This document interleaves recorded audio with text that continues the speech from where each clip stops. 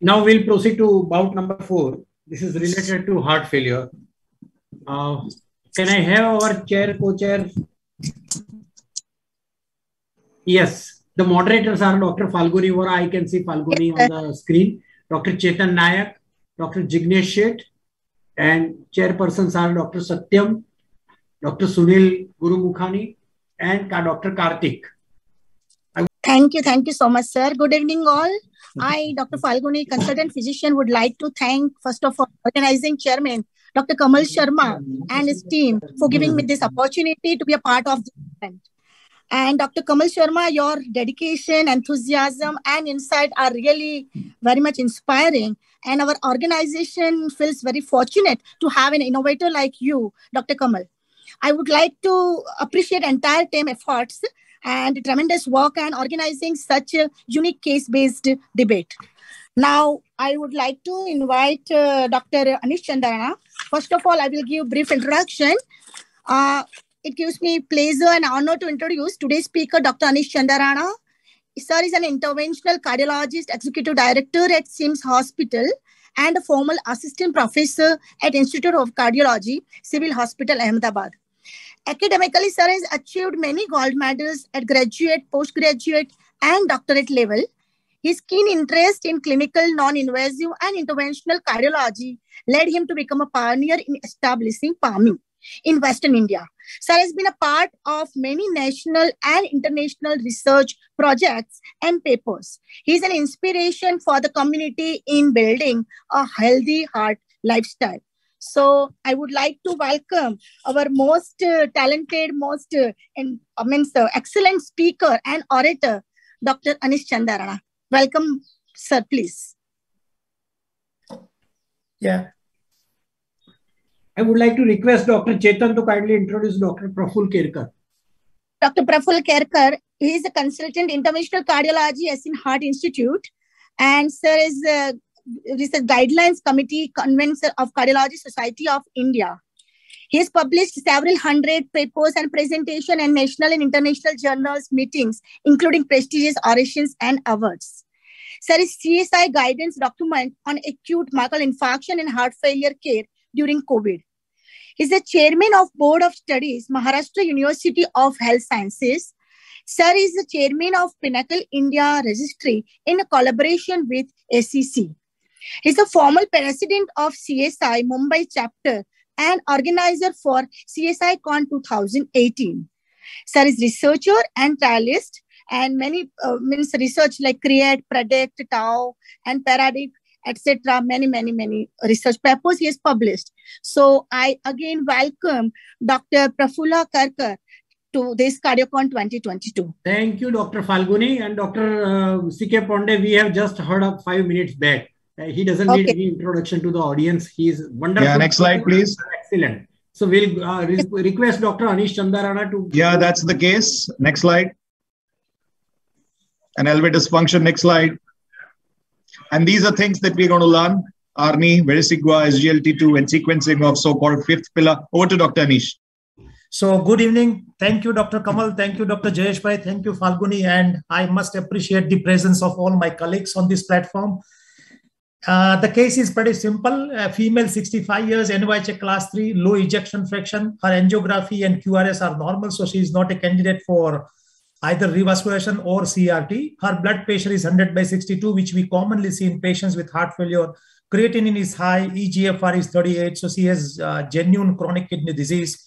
She had history of heart failure admission before 3 months, and she has been a drug defaulter. So we know that this patient is very high risk patient. She has got multiple risks. She has a risk of worsening of heart failure and needing multiple therapies. She has a risk of getting admitted to hospital again in ICU. She has a risk of worsening renal function. And we all know that the highest and topmost risk is she can die anytime because of not only heart failure death, but because of also sudden cardiac death. So in such a patient, I would like to use at number 1 step, the 2 best possible molecule which can reduce the risk of admission as well as death. And they are beta blocker and ARNI. So I would prefer ARNI ahead of any other agents in these patients to be used. Now, we all know that there are 4 pillars which has been discussed, ARNI, beta blocker, MRA, and SGLT2 inhibitors. And at the moment, in most of the patients, my personal choice is to start all these 4 molecules at one go.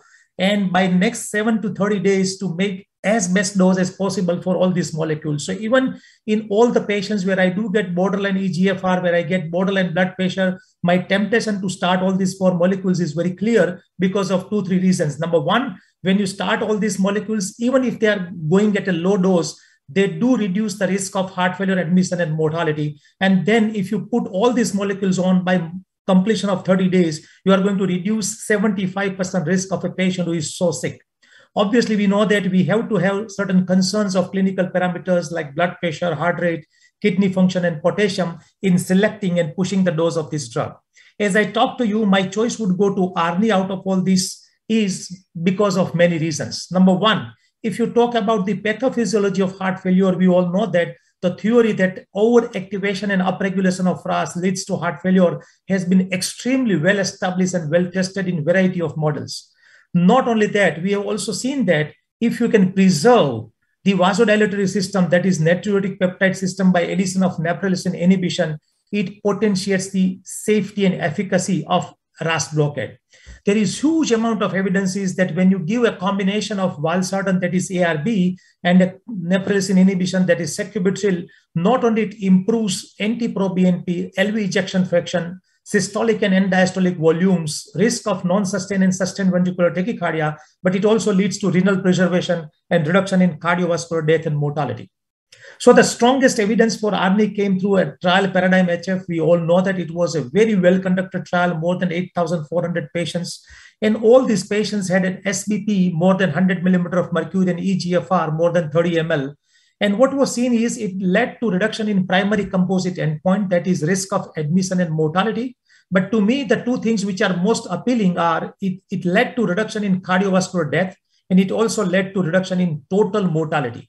Now, believe me, there are hardly few molecules on this earth which have been invented which can lead to reduction in total mortality. So something which reduces total mortality can be compared to Amrit. So ARNI is one such a strong molecule which has got a strong data that it reduces all-cause mortality. Now look at all the causes of death. It reduces all causes of death. It reduces the risk of worsening of heart failure and getting death because of that. It reduces risk of sudden cardiac death. It reduces all-cause mortality. And over and above, it leads to so many other soft endpoint benefits, like there is less ER visit, less need of intensification of treatment, less need of ICU care, vasopressors, less need of device therapy, and even less need of heart transplantation. And that's why what I understand, for the first time, perhaps in the history of guidelines, many countries and many guidelines formatting authorities came out with a conclusion that those patients who are having HFrEF, if they are receiving any kind of ACE inhibitors, replace ACE inhibitors, which has been such a well-time-tested molecule by ARNI. So such a compelling indication was generated because of such a robust evidences by ARNI. Now, we all know that Paradigm HF was a trial which compared ARNI against ACE inhibitors. So it was an active molecule which was well established, against which ARNI was compared, and it found it was better in reduction of cardiovascular mortality and hospital admission. What if ARNI is compared against placebo? So a wonderful article came in European Heart Journal, a putative placebo analysis of the effects of sacubitril-valsartan combination in heart failure, did say that if you compare the sacubitril-valsartan combination, that is ARNI against placebo, the estimated benefits of ARNI would be 35% reduction in CV death and 50% reduction in admission for heart failure. So such a robust benefit has not been seen with any other molecules. We all know that. We discussed a lot about the adverse effect of ARNI, but let me tell you, all the adverse effects of ARNI are well known, acceptable, and are reversible with changes in dose. When we add neprilysin inhibition to existing angiotensin receptor blockers, not only it enhances the therapeutic effects in terms of CV death and heart failure admission, but it also reduces the risk of renal dysfunction and hyperkalemia. So neprilysin inhibition has capacity to reduce worsening of renal function, the rate of worsening of renal function and hyperkalemia. That's why this is something which is so appealing. Many times we do discuss about hypotension and ARNI. I think we as clinicians and physicians need to understand this concept in a better way. Now, a patient who has been well treated with all the molecules with heart failure, he or she would maintain a blood pressure of 95/100 systolic without any symptoms. So any patient who has got a low BP of 95 with symptoms like asthenia, cold peripheries, or pre-syncope or dizziness or lightheadedness. These are the patients where you have to consider about the dosing of RNI. While all the patients who have BP of 95 systolic without any other such symptoms should not be considered that they are hypotensive and you did not change the dose of RNI, which is so important. So that's why even in such patients where you get low blood pressure with symptoms, you need to first look at what are the other BP lowering medications. Many a times a patient of heart failure is on variety of antihypertensive and other medications which do not have strong data to reduce mortality in heart failure patients, but they are there for some other reasons. So we need to get rid of those molecules. We need to adjust the dose of diuretics. And then even if patient, in spite of the lowest possible dose of RNI, is getting variety of symptoms and hypotension, yes, there is a chance we have to reduce the dose. What about renal function? If you compare the enalapril versus ACE inhibitors, versus RNI in paradigm HF, the rate of reduction of eGFR was much slower in patients who received RNI. So when you add neprilysin inhibition to valsartan, it leads to more preservation of the kidney. On the other side, if you look the patients of CKD, now patients of CKD had a benefit, equal relative risk reduction by RNI as compared to ACE inhibitors and enalapril. In fact, if you look to the absolute number of reduction, it was better because patients of CKD have got higher risk. So a patient who has got higher risk is going to have more absolute benefit by RNI. And that's why even if a patient has got CKD, RNI remains a better choice. This slide is quite busy, but it gives certain rational base to compare these three drugs. We know that there are no head-to-head comparison. It will never come, but there are so many things which can be compared across the trials and can be thought in perspective. So number one, can we adapt RNI in this patient who has been presented to us? The answer is yes. The cutoff eGFR and cutoff blood pressure is matching. Is RNI effective in this patient? RNI is perhaps the most effective agent as far as reduction in mortality, quality of life improvement, and risk of hospital admission is concerned. Is RNI safe? RNI is reasonably safe. Yes, there will be few patients who might need dose changes, but RNI can play a wonderful role. So ladies and gentlemen, coming to sort of a conclusive slide, we all know that this patient is very, very high risk and we need to act fast. And when you want to act fast and reduce the mortality of such a high risk patients, you need to put aside a lot of if and buts. You need to implement the treatment without thinking too much of other if and buts, because there are huge proven benefits of RNI. It reduces total mortality. It reduces CV mortality of heart failure and sudden cardiac death. It improves quality of life and reduces less admissions. It leads to reverse remodeling of left ventricle, reduces MR, LVED and ejection. It improves ejection fraction. It preserves kidney function. And on the top of the list, it reduces the need of renal transplant and heart transplant. Yes, there are certain small issues with RNI and they can be taken care of very easily. Please. When patient has got some increase in creatinine, when you add this drug, you have to sit tight. Don't worry. Generally, nothing is going to happen. Few patients might develop symptomatic hypotension. Be watchful. Make a space for this particular molecule and keep watching. So my conclusion is, in this patient, I would recommend strongly to add RNI in addition to beta blocker. Keep a BP record. Repeat renal function test after 15 days. More than 90% patients will have no major issues. They will tolerate the best possible molecule, that is RNI. In fact, most of them will start feeling better. Their BP will improve, and there is a chance that you can upscale RNI in all these patients. Thank you very much for your patient listening. Thank you so much, Anish bhai. You are absolutely in time as usual. I had a little apprehension, but Thank you. You are always like this. I would like to request Dr. Praful Kirkar. Well, thank you, Dr. Anish. I'm trying to talk about safety first, right? So I'm talking about SGLT2 inhibitor with beta blocker, and then looking at a safer strategy afterwards. Right at the outset, a disclaimer here that vericiguat is currently not approved in India for the treatment of heart failure. Well, one must understand the contemporary approach to the treatment of heart failure, which should be clinically oriented, acknowledge importance of evidence-based therapies, all the RNI evidence that Dr. Anish has already given. We need to look into that, all right. Emphasize on early initiation of the fabulous, whatever you want to call this, 4 pillars, including RNI and SGLT2. That is what it is. But we need to be practical and we need to individualize treatment based on the patient characteristics, as also on their tolerances and intolerances. Mind you, there is a patient here, which is so relevant here, is a drug defaulter and the access to meds, of course. And having seen that, let's now move to the real world. Welcome to the real world, as I would say, moving away from the trial data. because as very admittedly, my worthy opponent says, this is a very sick patient, has got multiple challenges listed out here. And we want to, of course, look at her safety too. We all agree that these 4 foundational pillars should be started as soon as possible.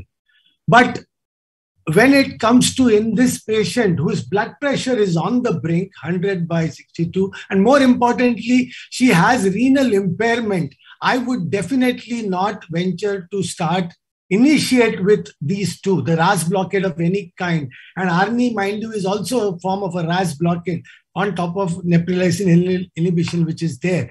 And I would, why not? Because there is no convenience of drug dosing out here. You start homeopathic dosing at, how many times have we seen prescriptions of Ramipril 1.25 and you go on forever, unable to up titrate. More so, 50 milligram half BID. You ask the pharma companies, that's the commonest dose that even cardiologists land up giving. The inability to maximally titrate the dose. Safety concerns, hyperkalemia in this kind of a patient looms large. And admittedly, Dr. Anish said eGFR less than 30 ml was an exclusion criteria. And I, for one, was the Paradigm Heart Failure investigator as well as the national coordinator for Paradise MI. And in Paradise MI too, both symptomatic hypotension as well as worsening eGFR was obviously seen.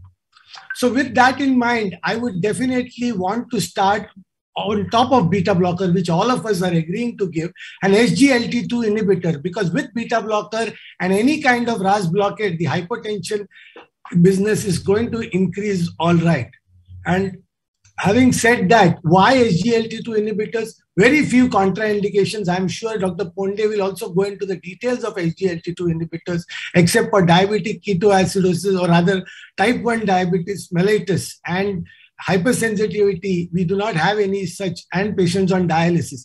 And require just a single dose. There is no need to up titrate. Minimal effects on heart rate or blood pressure in this patient, so important. And again, that renoprotection as compared to ARNI, definitely proven in both these trials that SGLT2 inhibitors are renoprotective, albeit a small drop in eGFR, about 3 to maximum 3 ml, you may get.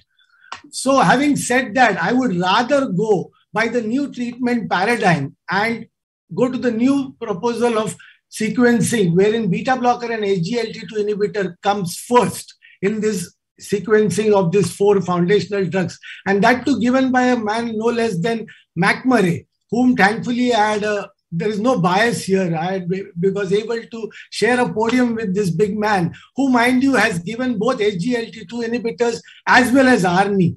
And he proposes a paradigm wherein SGLT2 inhibitor first, more so in these kind of patients. And it is not just one outcome trial, unlike ARNI. There is not one, but a second molecule here, emperor-reduced empagliflozin, which is also showing identical hazard ratios, 0.74, 0.75.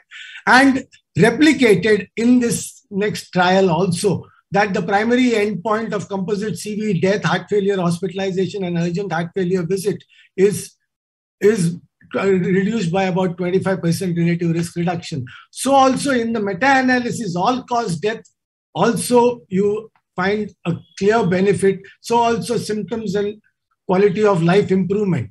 So having said that, our patient has got these challenges of the fact that the patient was admitted 3 months ago with a worsening heart failure event, and that patient is renally compromised, drug defaulter, and a low blood pressure patient. Now, what do we mean by this worsening heart failure event? That the patients had to be included in the Victoria trial. Besides being symptomatic chronic heart failure, they had to have had a hospitalization for heart failure within the last 6 months, 84% of the patients, or an outpatient IV diuretic use, and very elevated natriuretic peptide. Again, unlike ARNI, no run-in, washout, no run-in, etc., to look at the tolerability. And that was tested out in the Victoria trial with very Sigwart. And we all know that this is the natural trajectory of a patient with heart failure, punctuated with worsening heart failure events. And this is one problem never addressed in other trials, other major heart failure trials, addressed in Victoria trial. And what did we find from the post-hoc analysis of ARNI trial itself? What do these trials show? That the risk of CV death or heart failure hospitalization, the primary endpoint, was 46% higher in patients who had a recent worsening of heart failure. That is, by recent hospitalization, 3 to 6 months or less than 3 months, way too higher, 46% compared to no prior heart failure hospitalization. So this is what is relevant in our patient. And therefore, I'm asking you, why not consider, after having given 2 out of the 3, the other 2 I told you cannot be used here in this renally compromised patient, beta blocker and SGLT2 inhibitor we already used, then why shouldn't we consider adding vericiguat? More so because it looks at an unaddressed, medically unaddressed pathway, that is the deficient nitric oxide soluble guanylate cyclase GMP pathway. So let's give another mechanism of action, which in a simplified way, independent of nitric oxide and in synergy with nitric oxide, vericiguat stimulates soluble guanylate cyclase and thereby goes on to increase the cyclic GMP with all its beneficial effects. Now, since he talked so much about natriuretic peptides also do stimulate the guanylate cyclase, but that is a particulate one on the cell membrane. So a similar mechanism in the end, and this is how you get the beneficial effects of vericiguat at the heart level, the vascular level, as well as the kidney level. And cross-trial comparisons are not permissible. But if you see both the SGLT2 inhibitor trials as well as the ARNI trial are stable chronic heart failure. It's a misnomer, all right, but with hardly any focus on heart failure hospitalization. In fact, heart failure hospitalization within 6 months was there only in 31% patients here, 16% here, whereas 100% focus on worsening heart failure patients in Victoria, 84%. Sicker patients, the primary endpoint event rate in the comparator arm, you can see here 37.8, more than 2-fold that was seen in the ARNI trial here. NT-proBNP levels massively elevated. Now we're talking about our patient being class 3, class 4, going on class 3, going to class 4. 41% patients here. Compare this with ARNI trial. And mind you, ARNI life trial, which went into advanced heart failure, was negative, just published last year, or rather presented last year. So what did vericiguat show in the vericiguat as compared to the placebo arm? The primary composite outcome of CV death and first heart failure hospitalization was down by an absolute decrease, annualized event rate down by 4.2%. You might ask, why am I harboring upon absolute risk? This is important when the risk increases and the primary event rate is very high. Though the relative risk compared to other trials may be only 10%, the primary endpoint I'm talking about. And if you look at the directionality, even there was a trend towards mortality benefit, which did not reach statistical significance. Compare this with DAPA-HF, compare this with Paradigm-HF, and look at the NNTs. Very, very, very acceptable. Small wonder then guidelines. These are the Canadian guidelines. Obviously, everybody agrees to the 4 foundational therapies. We are already giving beta blocker and an SGLT2 inhibitor. We want to stay away from RAS blockade of any kind in this sick patient and want to, because of the recent hospitalization, consider vericiguat very much in keeping with the guidelines. Then what about renal impairment? Is this patient not renally impaired? Very much, with a creatinine of 1.89. The recommended way of calculating it is using the CKD EPI formula or the MDRD formula. And that works out to 28 ml, as you can see. So also with the Cockcroft-Gault formula, you see for a 60 kg weight, it is same again 20.1. Our patient has to be really obese to have that kind of a creatinine clearance that in his googly Kamal Sharma talks about. So definitely there is renal impairment, and definitely this patient would have definitely not made it to the ARNI trial. So that's what real world scenario. Safety tolerability for this patient who is a drug defaulter, great. No hyperkalemia, in fact, numerically lower.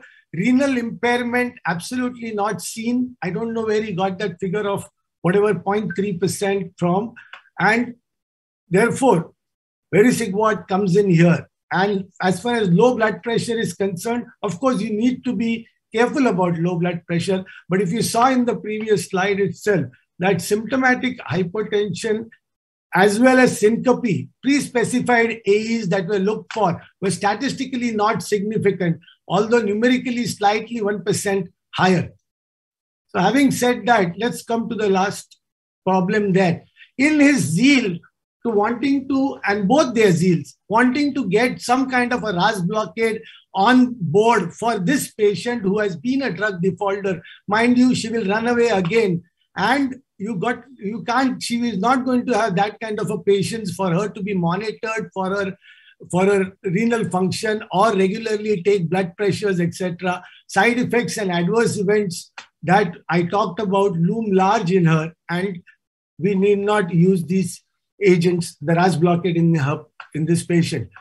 Now, like I mentioned to you, no significant difference in symptomatic hypertension. Vericiguat had a favorable safety profile. The rates of AEs and SAEs were actually numerically lower, in fact, and 90% adherence to the 10 milligram target dose of vericiguat was achieved here. And in this document from the European Society of Cardiology, a position paper where you tailor therapy, like I told you, it's an art. Ponde was talking about an art in the previous session.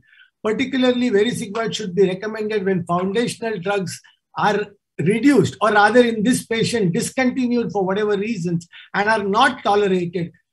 What comes in is vericiguat. And vericiguat, especially in our patient whom I showed you, the renal function is definitely on the brink. So having said that, what are the FDA-approved labels for current heart failure treatments? Both ARNI as well as DAPA, you can see, are in stable heart failure patients, chronic heart failure patients, with going from NYHA class to 4, agreed. But the number of patients with NYHA class 3 and 4, very low, especially in the ARNI trial. Now, compare that with vericiguat label given by the FDA, that it is indicated to reduce the risk of the primary endpoint following a hospitalization for heart failure or a need for outpatient IV diuretics. Our patient, 84% of the patients in this particular Victoria trial had hospitalization for heart failure, and they are really sick patients, as you can see. And in this sick patients, in adults with the last 1 minute, please, EF less than 45%, vericiguat scored. So therefore, I would go by this triple drug combination. Thank you so much for your, or begin with beta blocker and SGLT2 and then add on to vericiguat. Thank you so much. Dr. Ponde, your turn. Yes, Kamal, very much here. So, now we have Shah Rukh Khan. Huh? By the way, I was flanked between the two Khans. My talk, at least timing wise, is flanked between the two Khans. Yes. Praful, you have done a great job. Can you hear me well? Yes, very well. Okay, so what is our case? 65-year-old female, non-ischemic dilated cardiomyopathy, ejection fraction 20. She has narrow QRS, so she's not a candidate for CRT anymore. Borderline blood pressure, eGFR by MDRD 6 comes around 31, and by the CKD EPI comes less than 30, and by the MDRD 4 comes around 34, 36. Fair enough. And recent hospitalization. But most important is the last one. She's a defaulter. As you know, every hospitalization, after first hospitalization, the mean survival is 2.6. After second, 1.8. After third, 1.5. After fourth, 1.3. So here actually, because here recent hospitalization, we don't have much time at our hands. We know that 2021 ESC guidelines still say ARNI, beta blocker, MRA at the top, and the SGLT2 inhibitors come later. However, we know that Dr. Praful Kelkar has clearly told us, and Dr. Anish also agreed here, that we need to have all these 4 drugs in 4 weeks on the board to save the ship or save the sinking ship. Having said that, question is not whether we want to have all the 4. Yes, we do want to have all the 4. And we want to have probably the 5th, that is vericiguat on the board, particularly in this patient, which Praful has made a very strong point. Borderline blood pressure, defaulter, unlikely to stay with therapy, no monitoring required, and with a recent hospitalization and a very eGFR which is on the brink. So here vericiguat will definitely come as a fantastic fifth flare maybe. But in practical approach to this patient, as Dr. Praful said, start beta blocker and SGLT2 inhibitors. After 1 to 2 weeks, if everything is good, hunky-dory, add ARNI. And then after 1 to 2 weeks, probably add an MRA. Why this should be the best approach? Borderline BP, borderline GFR, knowing that she's a drug defaulter, starting drugs that are easy to use, once a day schedule, and will have practically no side effect, is likely to inspire confidence in this patient, and probably she will adhere to therapy. That is the way I will think. And so my choice will be bisoprolol 2.5 once a day and DAPA 10 milligram once a day. Why SGLT2? Again, no rocket science here, easy to use, very few absolute contraindications, overall safe and well tolerated, minimal or nil effects on blood pressure and heart rate, significant benefits in CV outcome, including heart failure, hospitalizations, and cardiovascular death, renoprotective over long term.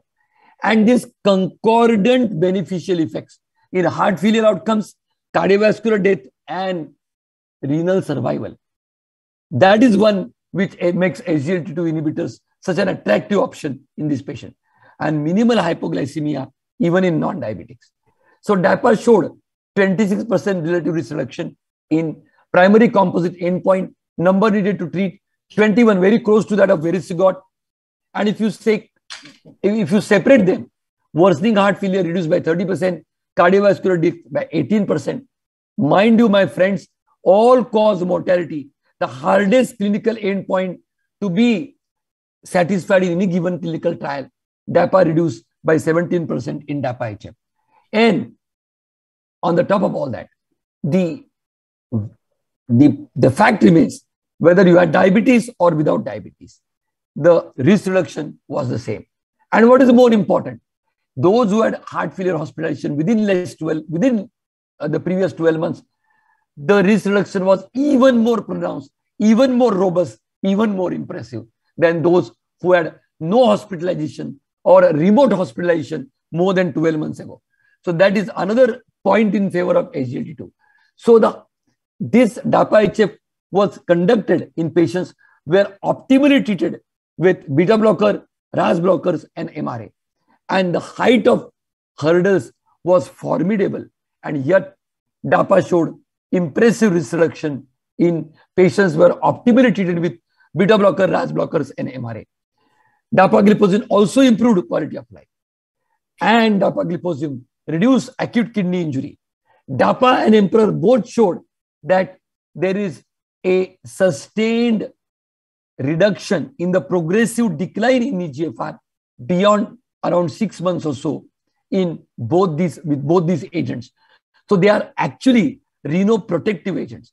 In the initial phase, there is a bit of dip in the eGFR, but beyond 3 to 6 months, the eGFR is much better preserved as compared to the placebo, which is a standard of care therapy. So when you have all these 4 pillars on the board, at 55 years, you add 6.3 years to their life. At 65, you add around 4.5 years to their life. So all 4 must be given one after another.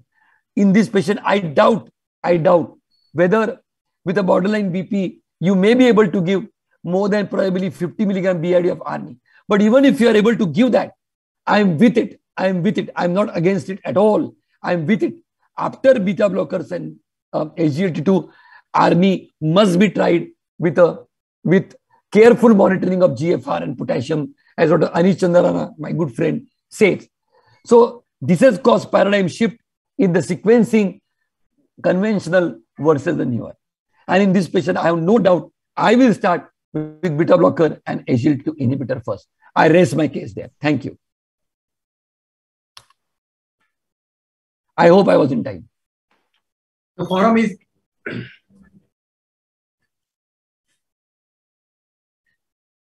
Kamal, you are muted. But Chairpersons. Kamal, you are not sending us anything to eat here. Sorry? He's not sending us anything to eat, yaar. He's eating all alone.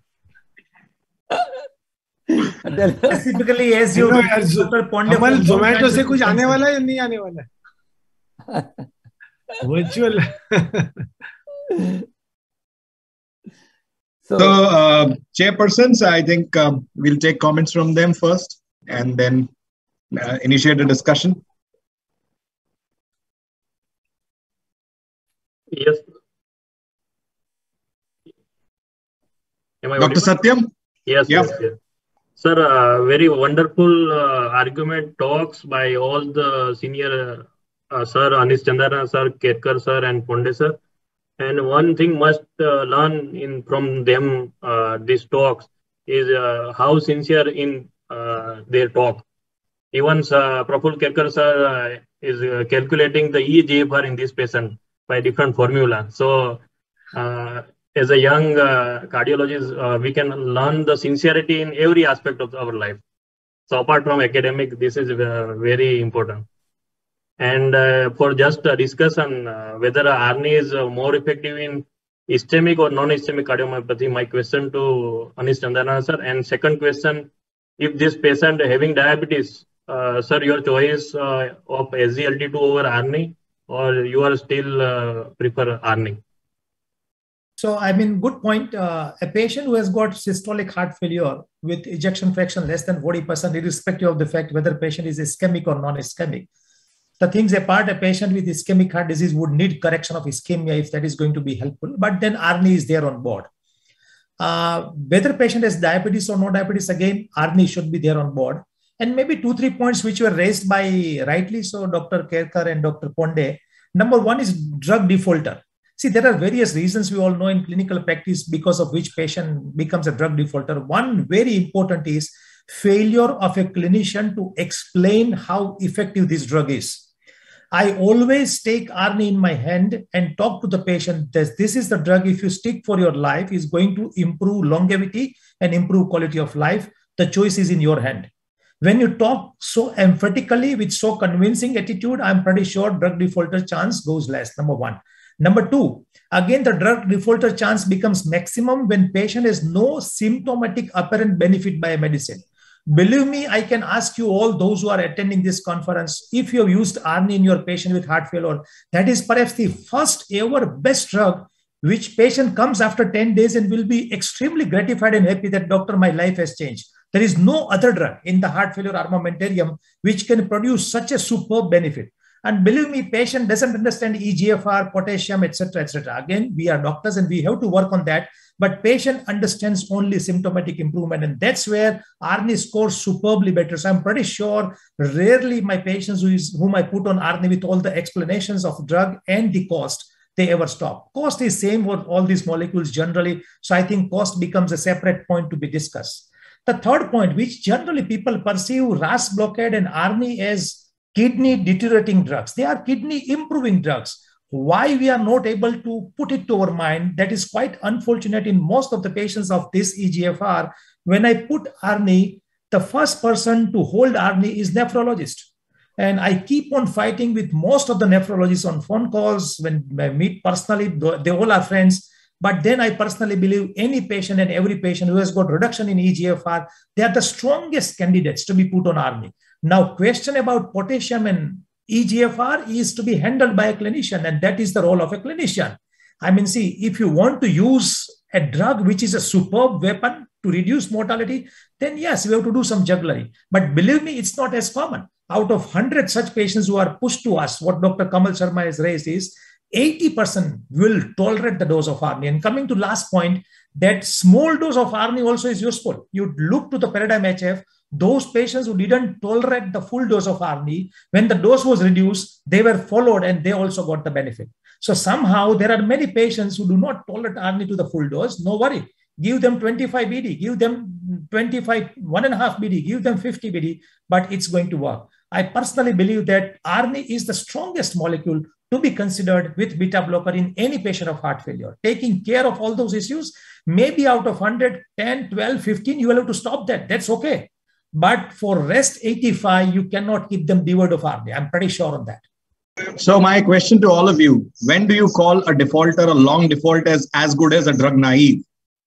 2 days, 7 days, 2 weeks, 1 month? When would you consider him as a drug naive?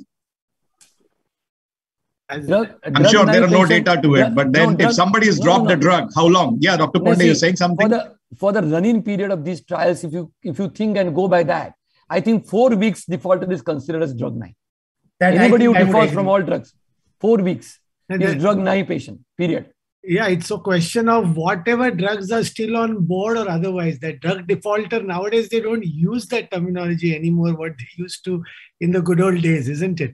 So it's a question of how you're defining that defaulting business. Standard way, ARNI, having said ARNI, I'm a big believer in ARNI. It's a debate, it's a different matter. But herein where you have a patient who is not patient with you to understand the creatinine going up and down. It's of course an art, heart failure therapy to give to the sick patients.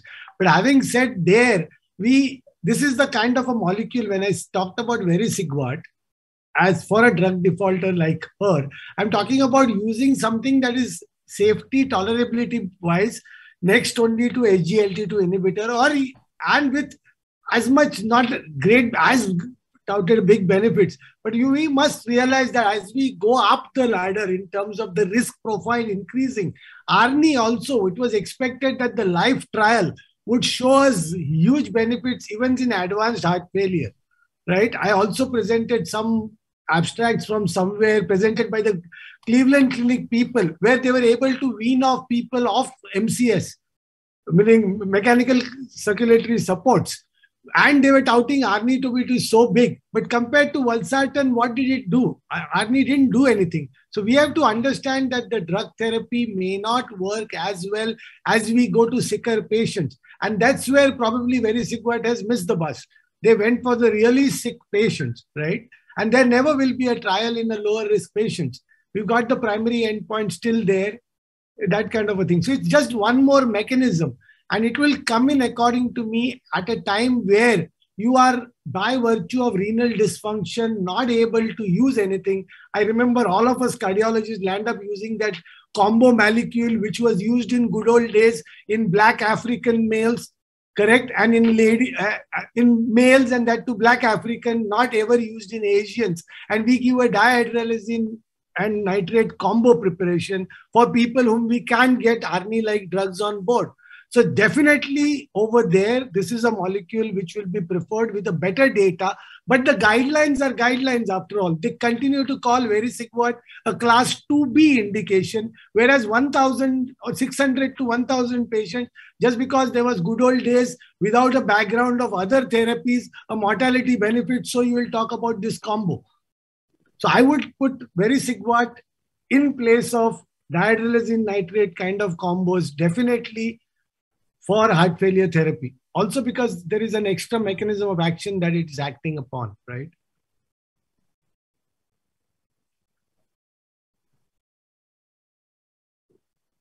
I think Kamal bhai is satisfied. That one more thing is that now Dr. Ponde, you nicely stayed away from RAS blockade.